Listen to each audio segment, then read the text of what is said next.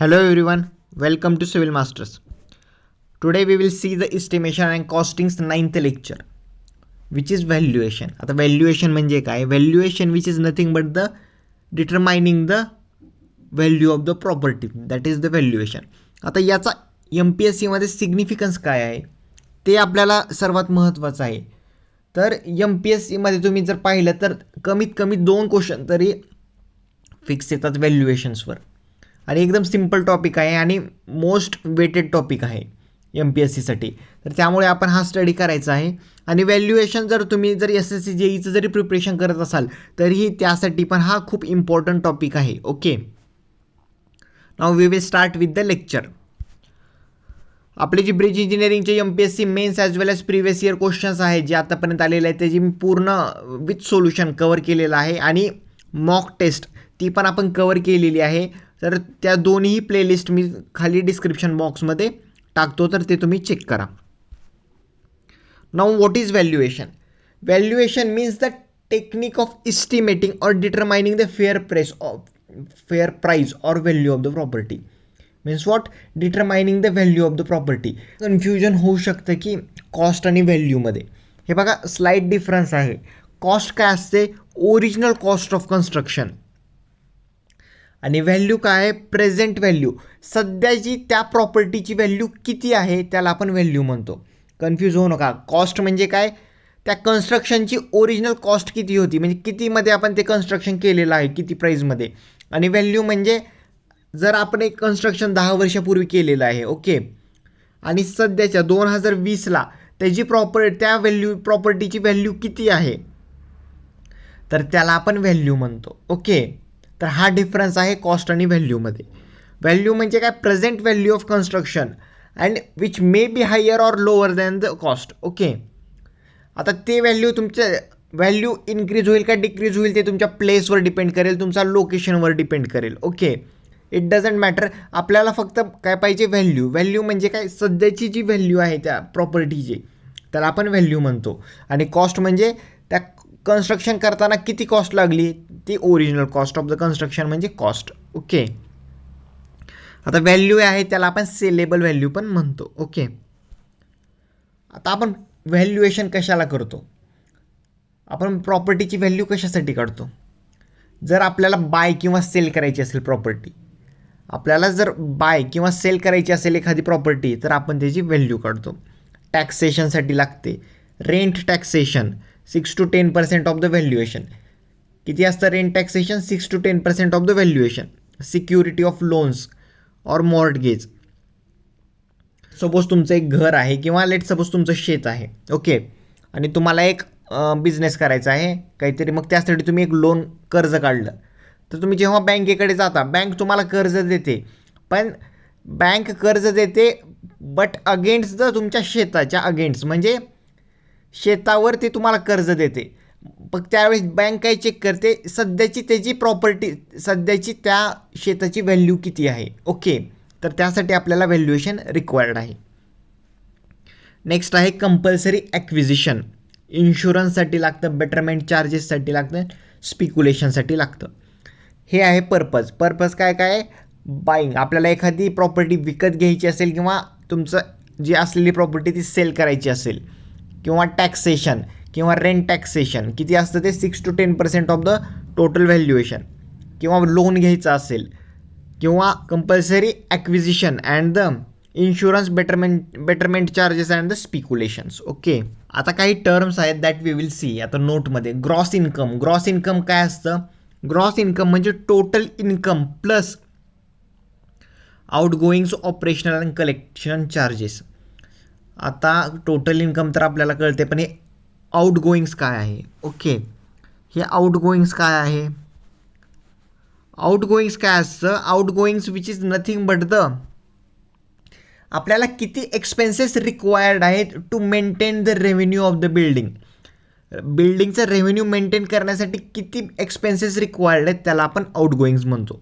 म्हणजे काय येतं त्यामध्ये? टॅक्सेस आपल्याला रिक्वायर्ड असतात. त्यानंतर येतं मेंटेनन्स चार्जेस. त्यानंतर काय काय येतं?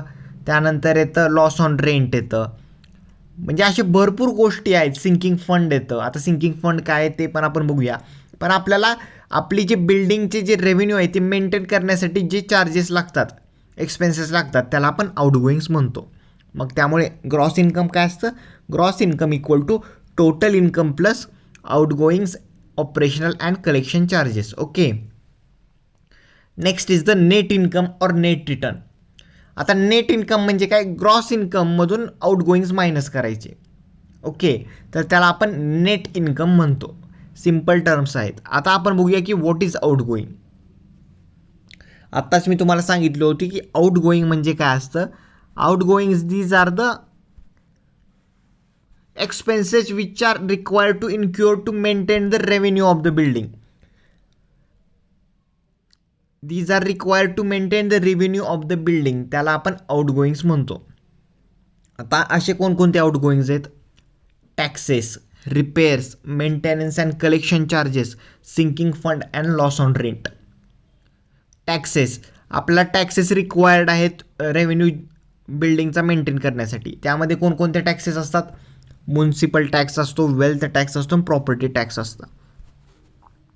आता एक्झाममध्ये तुम्हाला क्वेश्चन विचारतात की which of the following taxes.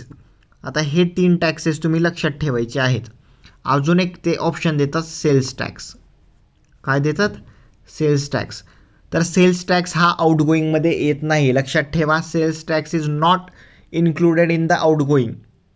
तर कोणकोणते टॅक्सेस आहेत? Municipal taxes, wealth tax and the property tax. Okay, तर लक्षात ठेवा सेल्स टॅक्स नसतो. आता हा जो आहे यामध्ये आपण generally 10 to 25% of the net income consider करतो. ठीक आहे. रिपेअर्स किती? 10 to 15% of the gross income और 1.5 month rent. Management and collection charges, sinking fund. आता हे सिंकिंग फंड काय असतं? सिंकिंग फंड काय आहे? एक सर्टन अमाऊंट आहे जी आपण साईडला काढून ठेवतो. कशासाठी? To accumulate the total cost of construction when life of building is over. म्हणजे काय? आपण एक सर्टन अमाऊंट काढून ठेवतो. कशासाठी? एक आपल्याला जर काय मॉडिफिकेशन करायचं असेल किंवा काय रिकन्स्ट्रक्ट करायची असेल बिल्डिंग, तर त्यासाठी आपण कॉस्ट काढून ठेवतो. त्या कॉस्टला आपण सिंकिंग फंड म्हणतो. आता इथे तुम्ही टेक्निकल बघा. Periodic deposit of replacement of building at end of the useful life.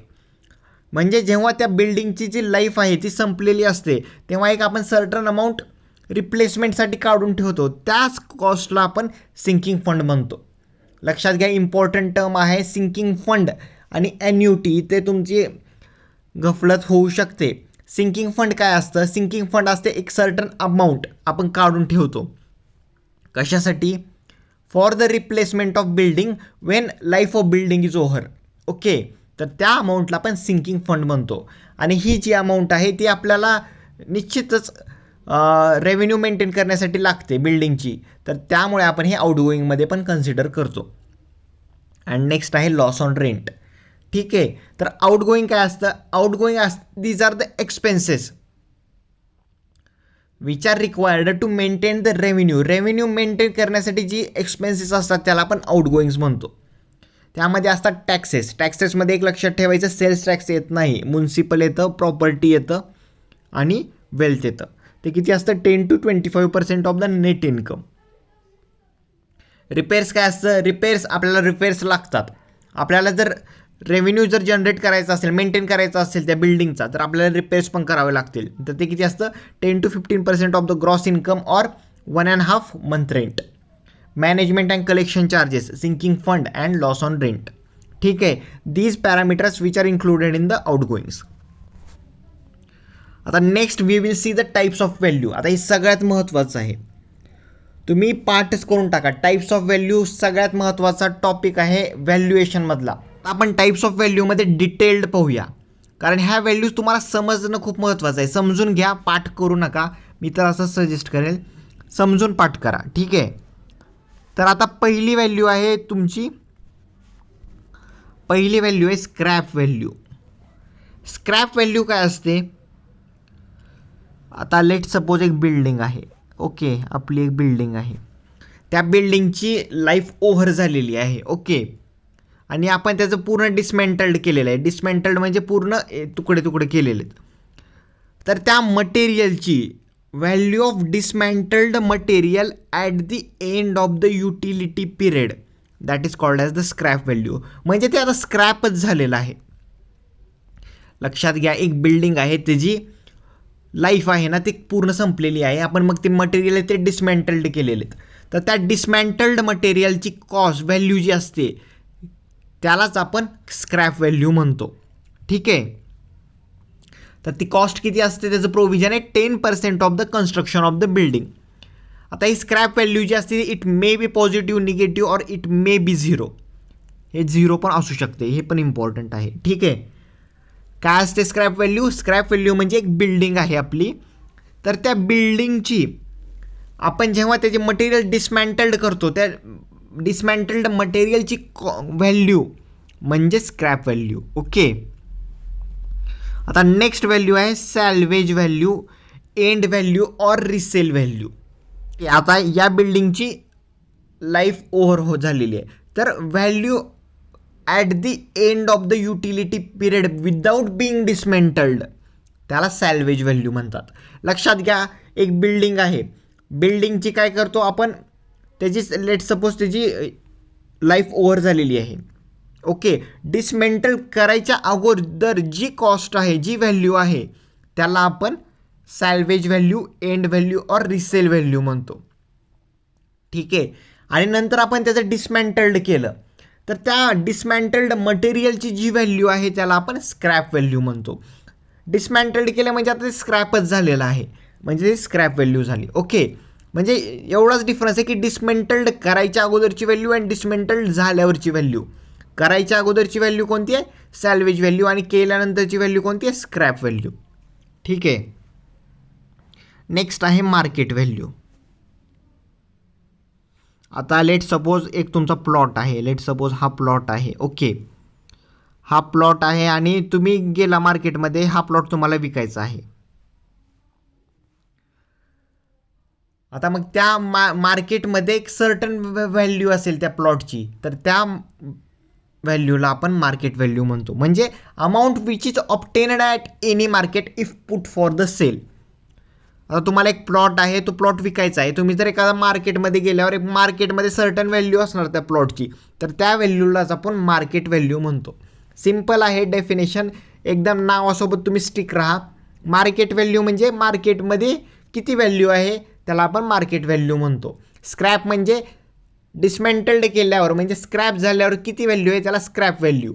आणि सॅल्वेज म्हणजे विदाऊट बिंग डिसमेंटल करायच्या अगोदर जी व्हॅल्यू आहे त्याला आपण सॅल्वेज व्हॅल्यू म्हणतो.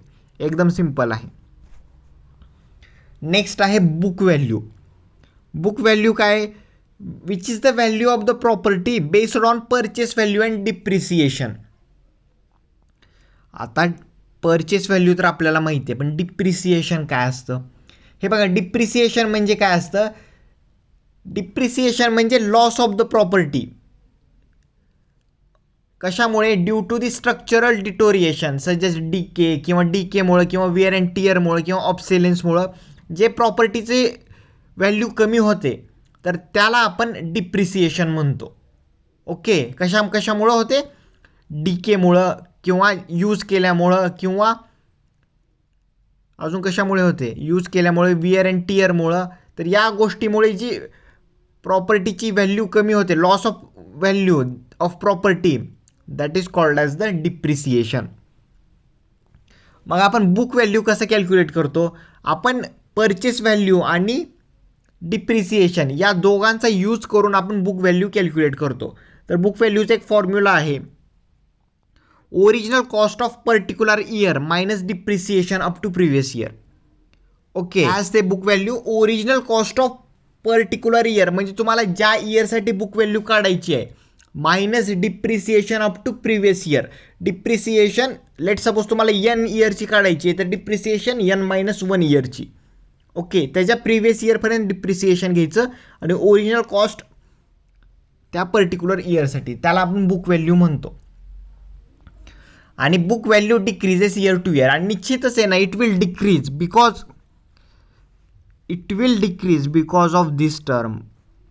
आता depreciation year to year increase करत जाणार ना, आणि डिप्रिसिएशन जसं जसं इन्क्रीज करत जाईल तसं तसं बुक व्हॅल्यू डिक्रीज होणारच. लक्षात घ्या, इम्पॉर्टंट टर्म्स आहे. बुक व्हॅल्यू खूप महत्त्वाची आहे. बुक व्हॅल्यू आपण कशावर काढतो? आपण काढतो परचेस व्हॅल्यू आणि डिप्रिसिएशनवर. डिप्रिसिएशन काय असतं? डिप्रिसिएशन असतं लॉस ऑफ प्रॉपर्टी और loss of value of property. कशामुळे? ड्यू टू स्ट्रक्चरल डिटोरिएशन, त्यामुळे किंवा यूज केल्यामुळं, विअर अँड टिअरमुळं किंवा ऑब्सिलेन्समुळं, ह्यामुळे जी व्हॅल्यू डिक्रीज होते प्रॉपर्टीची त्याला आपण डिप्रिसिएशन म्हणतो. मग बुक व्हॅल्यू काय असते? Original cost minus depreciation up to previous year. Okay.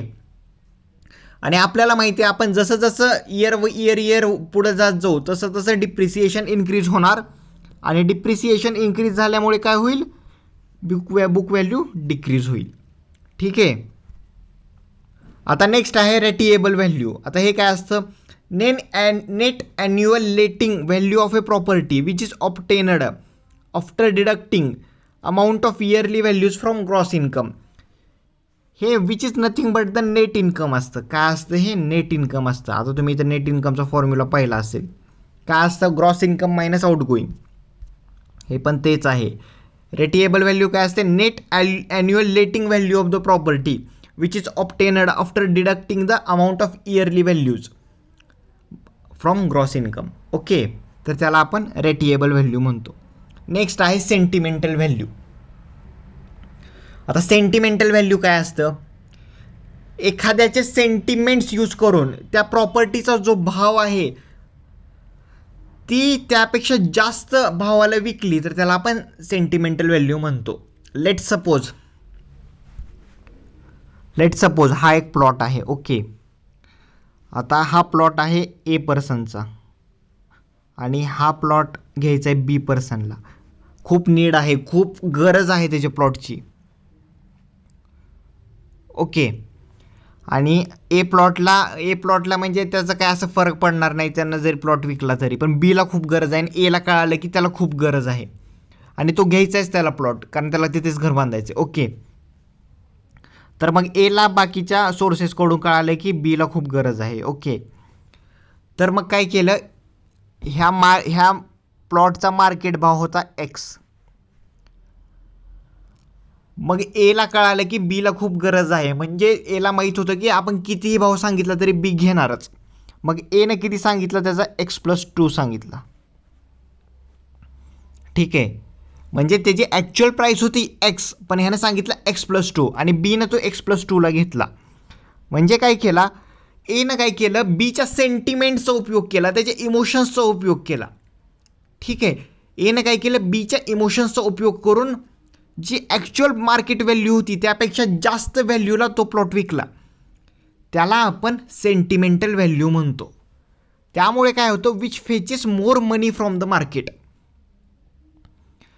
मग काय केलं? एनं बीच्या सेंटिमेंट्सचा उपयोग करून त्या पर्टिक्युलर प्लॉटची व्हॅल्यू जास्त प्राईजला विकला बीला, म्हणजे त्याच्या सेंटिमेंट्सचा वापर केला. त्यामुळे काय झालं? त्याला जास्त प्राईज भेटली. मग सेंटिमेंटल व्हॅल्यू काय असते? Which फेचेस more money from the market because of the by use of sentiments. कळालं? सिम्पल आहे, काही नाही आहे. सेंटिमेंटचा उपयोग करून जी आपण हाय प्राईजला विकतो एखादी प्रॉपर्टी त्याला आपण सेंटिमेंटल व्हॅल्यू म्हणतो. हा MPSC 2012ला विचारलेला क्वेश्चन आहे. व्हेरी सिम्पल क्वेश्चन आहे. नेक्स्ट आहे distress value. when a property is sold or purchased at lower value than the market value. Okay.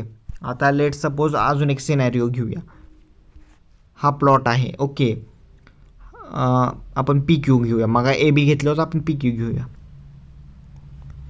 हा प्लॉट आहे पीचा आणि क्यूला घ्यायचा आहे हा प्लॉट. ओके. पीने त्याच्या बँकेमध्ये खूप लोन काढून घेतलेला हा प्लॉट, म्हणजे खूप लोन त्याच्यावर झालेलं आहे. ओके. त्यावर झालेले सपोज 15 लाखाचं लोन झालेलं आहे. ओके. ह्या प्लॉटची ॲक्च्युअल प्राईज आहे 20 लाख. ठीक आहे. आता क्यूला कळालं की पीला खूप गरज आहे, त्याच्यावर खूप लोन झालेला आहे आणि बाकीच्या पण सोर्सेसने त्याला सांगितले की त्याला खूप गरज आहे, तो प्लॉट विकणारच आहे, त्याला पैशाची खूप गरज आहे. मग क्यूनं काय केलं, क्यूनं पीला सांगितलं की मी हा प्लॉट 15 लाखाला घेणार. मग काय केलं, पीला नाईलाज होता, त्याने 15 लाखाला विकला. मग काय केलं, त्याने जी ॲक्च्युअल मार्केट व्हॅल्यू होती त्यापेक्षा कमी व्हॅल्यूला तो प्लॉट विकला. त्याला आपण डिस्ट्रेस व्हॅल्यू म्हणतो. काय म्हणतो, डिस्ट्रेस व्हॅल्यू. डिस्ट्रेस व्हॅल्यू म्हणजे Wien property is sold at lower value than the market value, त्याला आपण डिस्ट्रेस व्हॅल्यू म्हणतो. सेंटिमेंटल व्हॅल्यू म्हणजे काय, सेंटिमेंटचा उपयोग करून आपण ती प्रॉपर्टी हायर व्हॅल्यूला विकतो. आणि डिस्ट्रेस व्हॅल्यू म्हणजे काय, आपण त्या मार्केट रेटपेक्षा कमी प्राईजला जर एखादी प्रॉपर्टी विकली किंवा परचेस केली तर त्याला आपण डिस्ट्रेस व्हॅल्यू म्हणतो. Okay. Next is the monopoly value.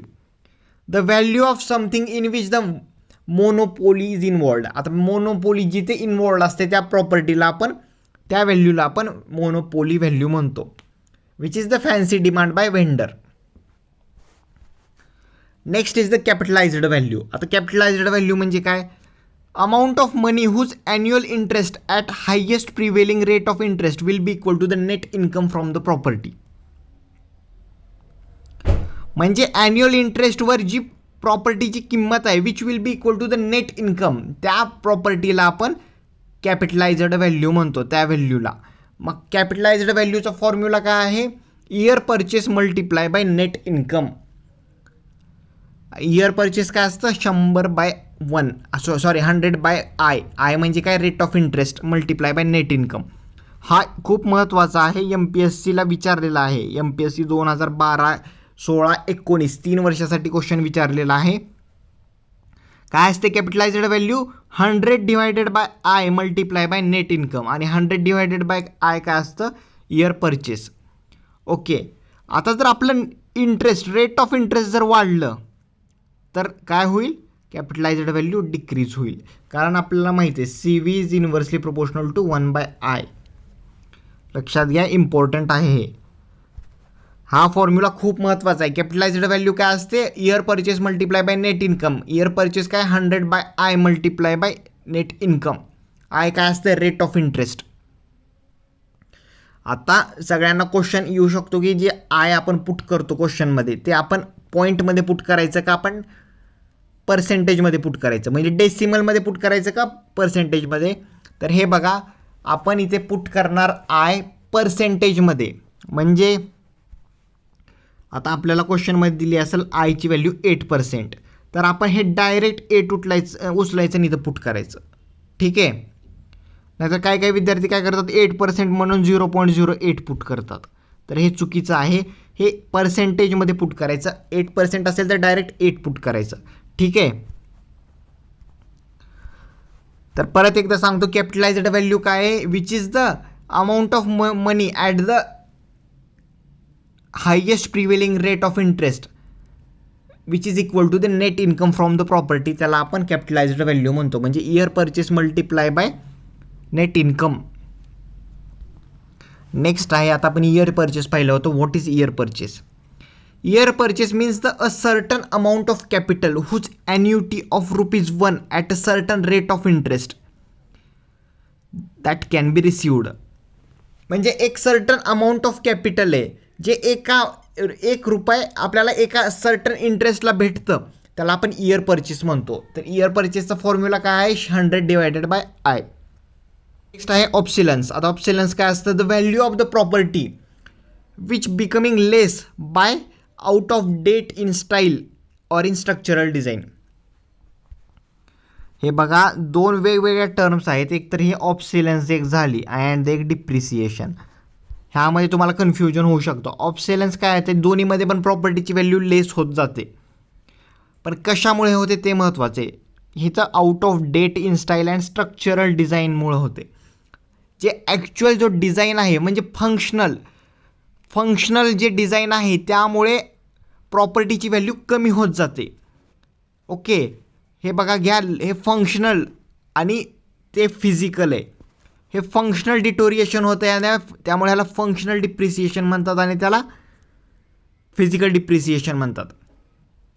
हे कशामुळे होते? जे फंक्शनल गोष्टी आहेत म्हणजे ड्यू टू स्ट्रक्चरल डिझाईन किंवा out of date in style, यामुळे प्रॉपर्टीची व्हॅल्यू लेस होत जाते, त्याला आपण ऑब्सिलन्स म्हणतो. ओके. आणि आता आपण डिप्रिसिएशन आपण पाहूया. पण एक तुम्हाला सांगतो, इथे काय होतं, प्रॉपर्टीची व्हॅल्यू डिक्रीज होत जाते. कशामुळे? Structural deterioration due to use, decay, obsolescence आणि विअर अँड टियर. कशामुळे होते ते महत्त्वाचं आहे. ते कशामुळे होते? आउट ऑफ डेट किंवा आउट ऑफ डेट स्टाईल, म्हणजे स्टाईल जी जुनी झाली असेल किंवा स्ट्रक्चरल डिझाईनमध्ये काय फॉल्ट असेल तर ऑब्सिलन्स व्हायला सुरुवात होते. आणि हे कशामुळे होते? हे स्ट्रक्चरल डिटोरिएशनमुळे होते. Now next is the annuity. आता एन्युटी काय आहे? Annuity means annual periodic payment for the repayments of the capital amounts invested by party, that is called as the annuity. म्हणजे काय? Repayment of the capital amounts. आता एका पार्टीने certain amount invest केली आहे, तर त्याचे repayment of that capital amount that is called as the annuity. लक्षात येते ना? Repayment of that capital amount which is invested by the certain party that is called as the annuity. आपण sinking फंडमध्ये काय करतो? रिप्लेसमेंट ऑफ द बिल्डिंग, आणि यामध्ये काय करतो? रिपेमेंट करतो. लक्षात घ्या, दोन वेगवेगळ्या टर्म आहेत, त्यामुळे कन्फ्युजन होऊ शकतं. नेक्स्ट आहे थ्रू एन्युटी. आता थ्रू एन्युटी काय आहे? Through annuity which is for the 12 quarterly और half yearly instalment, that is the through annuity. Deferred annuity, annuity begins at some future date. Perpetual for indefinite period. Annuity due paid, annuity paid at beginning of each year. And annuity certain which is paid for the definite number of period of years. हे पाचही term खूप महत्त्वाचे आहेत, एक्झामला विचारतात. Through काय असते? Through असते 12 मंथची किंवा क्वार्टरली किंवा हाफ इयरली इन्स्टॉलमेंट असते, त्याला आपण थ्रू म्हणतो. डेफर्ड म्हणजे annuity which is begin at the some future date. Perpetual म्हणजे फॉर इनडिफायनाईट पिरियडसाठी. ॲन्युटी ड्यू म्हणजे annuity paid at the beginning of each year. आणि ॲन्युटी सर्टन म्हणजे annuity is paid for the definite number of period of year, that is called as the annuity certain. Next आहे sinking fund. आता sinking fund काय आहे? आत्ताच मी तुम्हाला सांगितलं होतं, आपण आउटगोईंग्समध्ये पाहिलं होतं सिंकिंग फंड काय आउटगोईंग आहे. आपण काय करतो? एक सर्टन अमाऊंट ऑफ मनी आहे ना, ते साईडला ठेवतो. कशासाठी? To accumulate the total cost of construction when life of building is over. म्हणजे तुम्हाला सांगितलं होतं की जेव्हा बिल्डिंगची लाईफ संपते त्यावेळेस आपल्याला रिप्लेसमेंट ऑफ दॅट बिल्डिंग, आपल्याला एक सर्टन कॉस्ट लागते, सर्टन अमाऊंट लागते, त्या अमाऊंटला आपण सिंकिंग फंड बनतो. सिम्पल आहे. आता सिंकिंग फंडचं आपल्याला ॲन्युअल इन्स्टॉलमेंट कसं काढायचं? तर फॉर्म्युला आहे I equal to S multiply by I divided by 1 plus I to the power n-1. आता हे काय आहे? I divided by 1 plus I to the power n-1. ह्याला म्हणतात सिंकिंग फंड फॅक्टर, SFF पण म्हणू शकतो तुम्ही. तर काय म्हणतात ह्याला? Sinking fund factor. आय म्हणजे काय? ॲन्युअल इन्स्टॉलमेंट किती रिक्वायर्ड आहे. यस म्हणजे सिंकिंग फंडची अमाऊंट, आणि हे I divided by 1 plus I to the power n-1 म्हणजे सिंकिंग फंड फॅक्टर. ठीक आहे. तर ह्यातलं जे आय असतं ते रेट ऑफ इंटरेस्ट असतं, ते आपण डेसिमलमध्ये पुट करतो. कशामध्ये? डेसिमलमध्ये पुट करतो. हे लक्षात घ्या. आपण इयर परचेसमध्ये जे 100/I असतं ते पर्सेंटेजमध्ये पुट करतो, आणि ह्यामधलं जे आय आहे ते आपण डेसिमलमध्ये पुट करतो. ओके. तर परत एकदा सांगतो, सिंकिंग फंड काय असतं? सिंकिंग फंड म्हणजे आपण एक सर्टन अमाऊंट ऑफ फंड आहे ते आपण साईडला ठेवतो. कशासाठी? To accumulate the total cost of construction when life of building is over. म्हणजे आपल्याला बिल्डिंगच्या रिप्लेसमेंटसाठी किंवा मॉडिफिकेशनसाठी जेव्हा बिल्डिंगची लाईफ संपते त्यावेळेस एक सर्टन अमाऊंट लागते, त्या अमाऊंटला आपण सिंकिंग फंड बनतो. फॉर्म्युला लक्षात ठेवायचा आहे. I equal to S multiply by I by 1 plus I to the power n-1. I by 1 plus I to the power n-1 म्हणजे काय? Sinking fund factor. ओके. आता नेक्स्ट आहे मोस्ट इम्पॉर्टंट आहे, that is the depreciation. Depreciation काय असतं? आता आपण ऑब्सिलन्स बघितलं होतं आणि डिप्रिसिएशन बघितलं. ऑब्सिलन्स म्हणजे काय असतं? प्रॉपर्टीची व्हॅल्यू आहे ती कमी होते. कशामुळे? एकतर स्ट्रक्चर आपलं, तुमची स्टाईल जर आउट ऑफ डेट झाली असेल किंवा स्ट्रक्चरल काय डिफेक्ट असेल तर ऑब्सिलन्स होतं. आता डिप्रिसिएशन काय? Gradual exhaustion of usefulness of the property असतं. तर ते कशामुळे होतं? तर ते होतं स्ट्रक्चरल डिटोरिएशनमुळं, यूजमुळं, डीकेमुळं, ऑब्सिलन्स आणि विअर अँड टिअरमुळं. डिप्रिसिएशन काय? Gradual exhaustion of the usefulness of the property. म्हणजे ते युजफुलनेस आहे एक. आता जेव्हा तुम्ही एखादी बिल्डिंग कन्स्ट्रक्ट करता, जेव्हा त्या बिल्डिंगचा जो यूज आहे किंवा त्याची जी कॅपॅबिलिटी असते एका सर्टन, म्हणजे जेव्हा तुम्ही कन्स्ट्रक्ट केलेली आहे त्या वर्षी आणि नंतर जर तुम्ही 15 वर्षानंतर त्या बिल्डिंगची तेवढी युजफुलनेस नसतो, ती काय होतं? ग्रॅज्युअली एक्झॉस्ट होत जातं. ओके, तर त्या अमाऊंटला जी आपण कॅल्क्युलेट करतो त्याला आपण डिप्रिसिएशन म्हणतो. त्यामुळे काय होतं? प्रॉपर्टीची जी व्हॅल्यू आहे ती कमी कमी होत जाते. ओके, म्हणजे काय? Loss in the value of property due to the structural deterioration due to use, decay, obsolescence and wear and tear, that is the depreciation. कशामुळे? Structural deterioration due to use, decay, obsolescence and wear and tear. आता भरपूर methods आहेत calculation of the depreciation. तर पहिली method आहे straight line method. आता straight line मेथडमध्ये आपण काय करतो? एक अझम्पशन आहे, आपण जे लॉस आहे, प्रॉपर्टीचा जो लॉस आहे तो प्रत्येक वर्षी सेम कन्सिडर केलेला आहे. We have consider the loss of property same every year. ठीक आहे, विचारू शकतात काय आहे? आपण यामध्ये सेम कन्सिडर केलेला आहे प्रॉपर्टीचा लॉस. तर फॉर्म्युला आहे डिप्रिसिएशनचा C - S divided by N. D म्हणजे काय? डी म्हणजे डिप्रिसिएशन, C म्हणजे कॉस्ट ऑफ कन्स्ट्रक्शन, S म्हणजे स्क्रॅप व्हॅल्यू अँड N म्हणजे लाईफ ऑफ स्ट्रक्चर. ठीक आहे, आता बुक व्हॅल्यू आपण कशी काढायची? आता हे आपण डिप्रिसिएशन काढलं, ठीक आहे, आपण एका सर्टन पिरियडसाठी डिप्रिसिएशन काढलं. आता बुक व्हॅल्यू कशी काढायची? आता तुम्हाला क्वेश्चनमध्ये देतील की find out the present value or the book value of the property. Okay, तर आता आपण कशी काढणार? तर C cost of construction minus तुम्हाला सांगितलं होतं depreciation up to previous year. आता तुम्ही म्हणाल इथं आपण Nच घेतलं, N मल्टिप्लाय बाय D केले. हे बघा, मी तुम्हाला सांगितलं होतं की book value up to particular year, म्हणजे आपल्याला लेट सपोज तुम्हाला बुक व्हॅल्यू ही N इयरसाठी काढायची असती. तुम्हाला जर बुक व्हॅल्यू N इयरसाठी काढायची असेल तर इथे N-1 आलं असतं. पण तुम्हाला बुक व्हॅल्यू N वर्षानंतर काढायची, म्हणजे ते वर्ष जर तुम्ही क्रॉस केलेलं आहे, ते वर्ष तुम्ही क्रॉस केलेलं आहे, लक्षात घ्या, ते वर्ष तुम्ही क्रॉस केलेलं आहे, मग तुम्हाला प्रिव्हियस इयर काय होईल? तुमचं N येईल. तर त्यामुळे बुक व्हॅल्यू आफ्टर जो शब्द आहे इथला आफ्टर खूप महत्त्वाचा आहे. इथे तुम्हाला यूज जास्त दिसणार नाही आहे. एस्टिमेशन अँड कॉस्टिंगमध्ये MPSCला एवढे हार्ड क्वेश्चन ते विचारणार नाहीत बुक व्हॅल्यू वगैरे.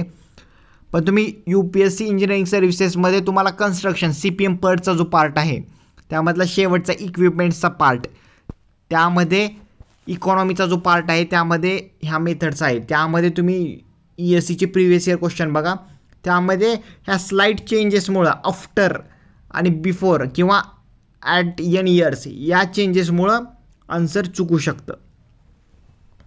तर लक्षात घ्या की आफ्टर N इयर्स असल्यामुळे आपलं प्रिव्हियस इयर कोणतं? N आहे. तर काय येईल फॉर्म्युला? C - ND. काय फॉर्म्युला? C - ND.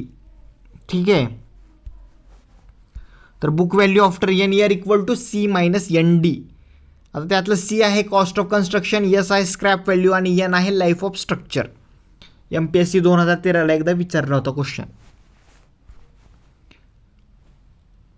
नेक्स्ट आहे constant percentage method or declining balance method. आता त्यामध्ये जसं आपण प्रत्येक वर्षी सेम व्हॅल्यू केली होती कन्सिडर, तर यामध्ये काय आहे, आपण इक्वल पर्सेंटेजनं लॉस होईल आहे असं कन्सिडर केलेलं आहे. प्रत्येक वर्षी इक्वल पर्सेंटेजनं लॉस होईल आहे, त्यामुळे आपण त्या व्हॅल्यू त्याला म्हणलेलं आहे कॉन्स्टंट पर्सेंटेज. ओके, तर फॉर्म्युला काय आहे, डी इक्वल टू 1-s/c⁴ आणि book value after N year c-nd, आणि ते काय आहेत व्हेरिएबल्स. नेक्स्ट आहे sinking fund method. Sinking fund method आपण डिप्रिसिएशन काढण्यासाठी काढतो ज्याची लाईफ, ज्या बिल्डिंगची लाईफ 100 वर्षापेक्षा जास्त आहे. ओके, हा MPSC 2017ला विचारलेला क्वेश्चन आहे.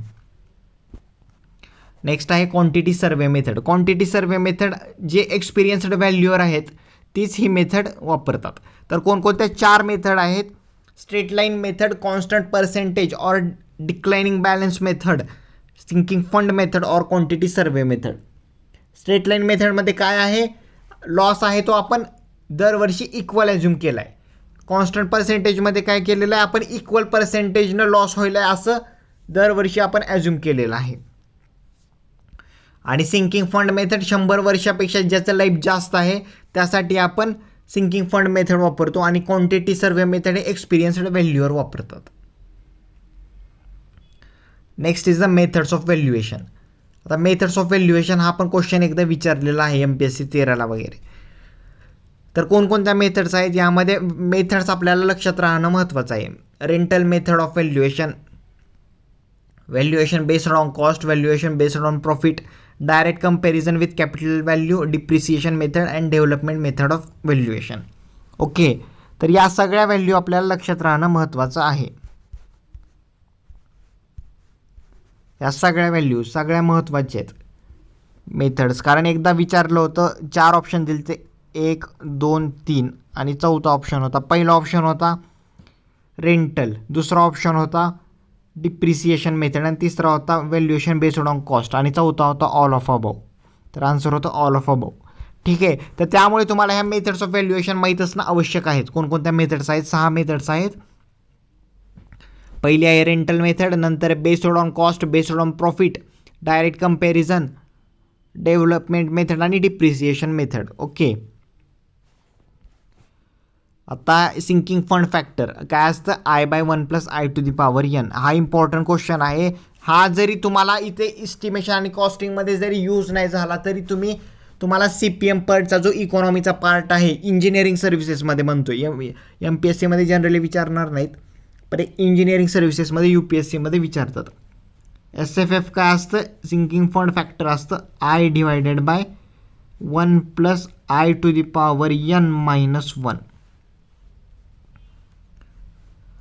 आणि कॅपिटल रिकव्हरी फॅक्टरमध्ये काय होतं, फक्त हे CRF मध्ये होतं, इकडं 1+I⁴ होतं. एवढाच डिफरन्स आहे. ठीक आहे, तर काय डिफरन्स आहे लक्षात घ्या, डिफरन्स खूप महत्त्वाचा आहे. एवढाच डिफरन्स आहे की इथे 1+I⁴ आहे वर, इथे तसं 1+I⁴ नाही आहे. SFF असतं I/1+I⁴ आणि I/1+I⁴ divided by 1+I⁴ that is the CRF.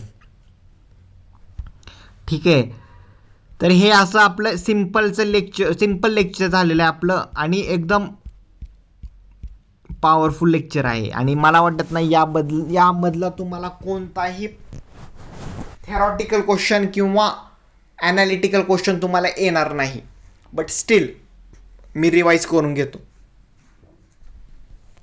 Valuation काय असतं, व्हॅल्युएशन म्हणजे टेक्निक ऑफ इस्टिमेटिंग और finding the value of the property. म्हणजे आपल्याला प्रॉपर्टीची व्हॅल्यू काढायची आहे, त्याला आपण व्हॅल्युएशन म्हणतो. आता त्यामध्ये 2 टर्म्स आहेत, कॉस्ट आणि व्हॅल्यू.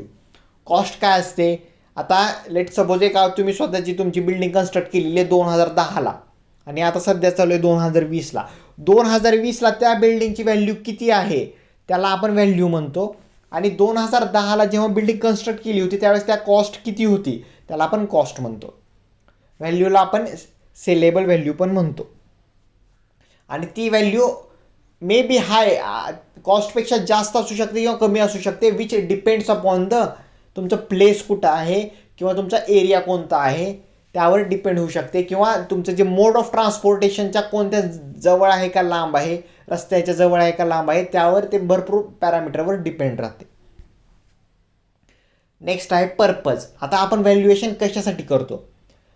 आपण व्हॅल्युएशन कशासाठी करतो? एक तर आपल्याला जी आपण परचेस केलेली आहे किंवा आपण जे बांधलेली आहे ते जर विकायचं असेल, किंवा आपल्याला एक कोणती प्रॉपर्टी बाय करायची असेल तर व्हॅल्युएशन करतो. टॅक्सेशनसाठी, रेंट टॅक्सेशनसाठी ते किती असते? 6 to 10% ऑफ द व्हॅल्युएशन असतं. किंवा आपल्याला लोन सिक्युअर मॉर्टगेज जर असेल तर त्यासाठी, कंपल्सरी ॲक्विजिशनसाठी, इन्शुरन्स बेटरमेंट चार्जेस आणि स्पिक्युलेशन, या सगळ्या गोष्टीसाठी आपण व्हॅल्युएशन करतो. नेक्स्ट आहे ग्रॉस इन्कम. ग्रॉस इन्कम काय असतं? ग्रॉस इन्कम असतं total income plus outgoings, operational and collection charges. आता आउट गोईंग्स काय असतं? आता आपली एक बिल्डिंग आहे, ती त्याचा रेव्हेन्यू मेंटेन करण्यासाठी आपल्याला काही एक्सपेन्सेस लागतात. त्या एक्सपेन्सेसला आपण आउटगोईंग्स म्हणतो. काय म्हणतो? आउटगोईंग्स म्हणतो. आता ते एक्सपेन्सेस कोणकोणते असतात? ते असतात टॅक्सेस असतात, आपल्याला वेगवेगळे टॅक्स द्यावे लागतात. त्यानंतर असतं रिपेअर करावं लागतं, त्याचं मेंटेनन्स आणि कलेक्शन चार्जेस असतात, सिंकिंग फंड असतं. तर हे सगळे असतात आउटगोईंग्स. ओके. पण आपण त्या ग्रॉस इन्कममध्ये जर आउटगोईंग जर डिडक्ट केलं तर त्याला आपल्याला नेट इन्कम किंवा नेट रिटर्न भेटतं. ओके. आउटगोईंग्स काय असतात? These are the expenses which are incurred to maintain the revenue of the building. त्यामध्ये टॅक्सेस असतात, रिपेअर्स असतात, maintenance and collection charges, sinking fund and loss of rent असतात. टॅक्सेसमध्ये एवढं लक्षात ठेवायचं की सेल्स टॅक्स नसतो. कोणकोणते टॅक्स असतात? म्युन्सिपल टॅक्स असतो, वेल्थ टॅक्स असतो, प्रॉपर्टी टॅक्स असतो. नेक्स्ट आहे टाईप्स ऑफ व्हॅल्यू. आता टाईप्स ऑफ व्हॅल्यूमध्ये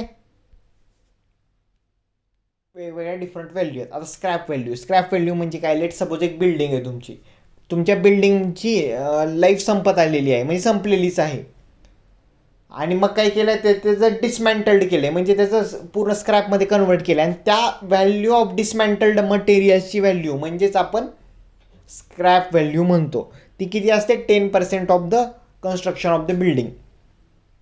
सॅल्वेज व्हॅल्यू काय असते? Value at the end of utility period without being dismantled, त्याला आपण सॅल्वेज व्हॅल्यू, एंड व्हॅल्यू किंवा रिसेल व्हॅल्यू म्हणतो.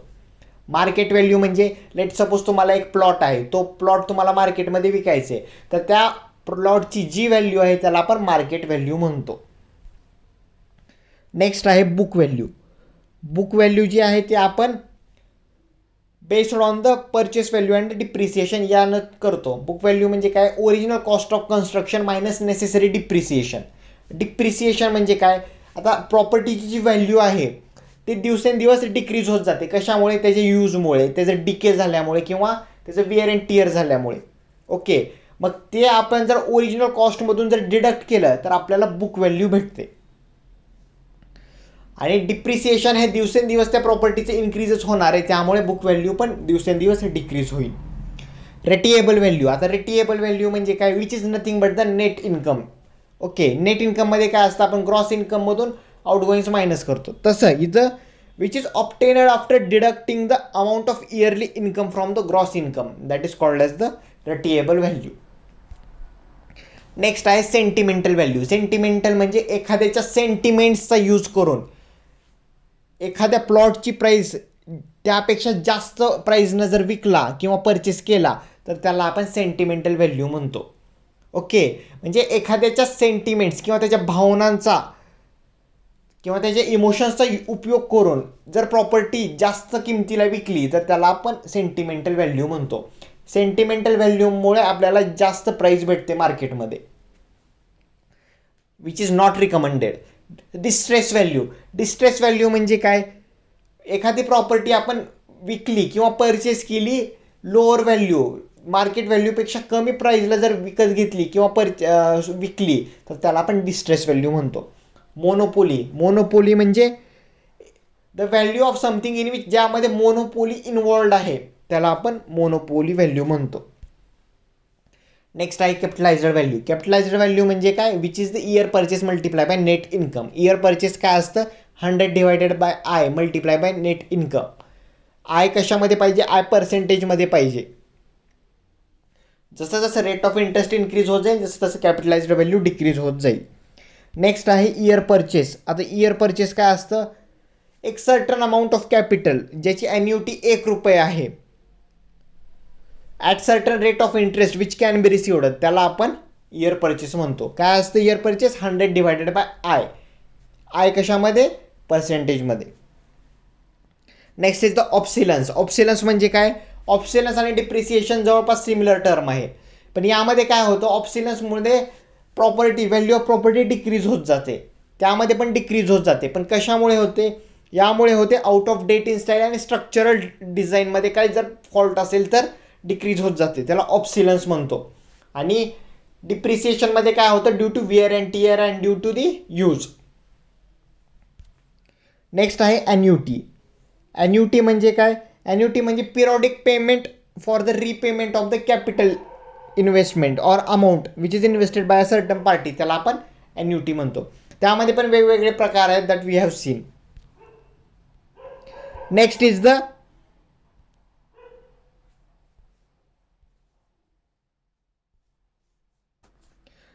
The sinking fund. आता सिंकिंग फंड काय असतं, एक आपण सर्टन अमाऊंट आहे ती साईडला काढून ठेवतो, कशासाठी, for the replacement of the building when life of building is over, त्याला आपण सिंकिंग फंड म्हणतो. फॉर्म्युला काय, I equal to S multiply by I divided by 1 plus I to the power N minus 1. I कशामध्ये पाहिजे, I पाहिजे डेसिबलमध्ये, decimal. Depreciation आत्ता सांगितलं, त्यामध्ये वेगवेगळ्या मेथड्स आहेत. स्ट्रेट लाईन मेथड आहे, कॉन्स्टंट पर्सेंटेज मेथड आहे, सिंकिंग फंड मेथड आहे आणि क्वांटिटी सर्वे मेथड आहे. स्ट्रेट लाईन मेथडमध्ये काय असतं, आपण इक्वल जे लॉसेस आहेत ते इक्वल दरवर्षी कन्सिडर करतो. फॉर्म्युला काय, C minus S divided by N, आणि book value after N years काय असतो, सी मायनस एन डी. ठीक आहे. नेक्स्ट आहे कॉन्स्टंट पर्सेंटेज, त्यालाच आपण डिक्लाइनिंग बॅलन्स म्हणतो. यामध्ये काय होतं, लॉसेस आपण इक्वल पर्सेंट न कन्सिडर करतो एव्हरी इयर. तर त्याचा फॉर्म्युला काय, 1 minus S by C to the power 1 by N, आणि book value after N years काय असते, सी मायनस एन डी. आणि सिंकिंग फंड मेथड कशासाठी, ज्या बिल्डिंगची लाईफ 100 वर्षाची आहे त्याचं डिप्रिसिएशन कॅल्क्युलेट करण्यासाठी आपण सिंकिंग फंड मेथड यूज करतो. आणि क्वांटिटी सर्वे मेथड कोण यूज करतं, जे एक्सपिरियन्स्ड व्हॅल्यूअर आहेत that uses quantity survey method. Next आहे method of valuation. Method of व्हॅल्युएशनचे वेगवेगळे प्रकार आहेत, हे एक्झाममध्ये विचारलेलं आहे MPSCमध्ये. तर त्यामध्ये कोणकोणते मेथड आहेत, rental value, based on cost, based on profit, direct comparison, depreciation and the development method. आणि सिंकिंग फंड फॅक्टर काय काय, I by 1 plus I to the power N minus 1. Capital recovery काढायचं असेल तर फक्त numerator 1 plus I to the power N न multiply करायचं sinking fund फॅक्टरला. ओके, तर असं आपलं लेक्चर पॉवरफुल लेक्चर झालेलं आहे. यामध्ये कोणालाच काही अडचण नसणार आहे याची गॅरंटी मी देतो. आणि एकदम भारी लेक्चर झालेलं आहे. मला तर वाटतं एस्टिमेशन अँड कॉस्टिंगमधलं सर्वात पॉवरफुल लेक्चर आहे, आणि हे गरजेचंच होतं, कारण व्हॅल्युएशन हा खूप इम्पॉर्टंट टॉपिक आहे, एक्झामला क्वेश्चन्स येतोच. ओके, तर आपले सोशल मीडिया हँडल्स आहेत, तर यामध्ये तुम्ही आम्हाला फॉलो करू शकता. ठीक आहे, आणि फॉलो करा, आणि विद्यार्थ्यांना पण सांगा आपण फ्री प्रोव्हाइड करतो, आपण काय फी वगैरे काही घेत नाही आहे. तर त्यामुळे तुम्ही तेवढं तरी करा ॲटलिस्ट. आणि टेलिग्रामवर आपला सिव्हिल मास्टर स्क्वॉड आहे, तिथे युजर नेम आहे, तिथे तुम्ही पाहू शकता. तिथे मी सगळ्या या PDF आहेत ते तिथे अपलोड केलेले आहेत. जुन्या पण PDF तुम्हाला भेटतील. ज्या लोकांनी टनेलिंगचे किंवा ब्रिजच्या PDF भेटल्या नसतील, किंवा इस्टिमेशन कॉस्टिंगच्या आधीचे जे लेक्चर झालेले आहेत, किंवा मी एक सॉईलचं पण एक लेक्चर घेतलेलं आहे ओरिजिन ऑफ सॉईलवर, तर त्याच्या PDF तुम्हाला सगळ्या तिथे अवेलेबल होतील. प्रिव्हियस इयर MPSCचे क्वेश्चन पेपर पण आहेत, आन्सर कीज पण आहेत, स्ट्रॅटेजी पण आहे, MPSC मेन्ससाठी कसं प्रिपेअर करावं ते सगळं मी त्या चॅनलवर टाकतोय, आणि ते ओपन सोर्स आहे, कोणी पण ॲक्सेस करू शकतो त्याला. ओके, तर सिव्हिल मास्टर स्क्वॉडला तुम्ही जॉईन करा, आणि या लेक्चरची जी PDF आहे मी तिथे पण अपलोड करेल. ओके, लेक्चर जर आवडला असेल तर please like, share and subscribe करा. चॅनलवर जर नवीन असेल तर प्लीज सबस्क्राईब करा अँड शेअर करा, मॅक्सिमम विद्यार्थ्यांपर्यंत पोहोचवा.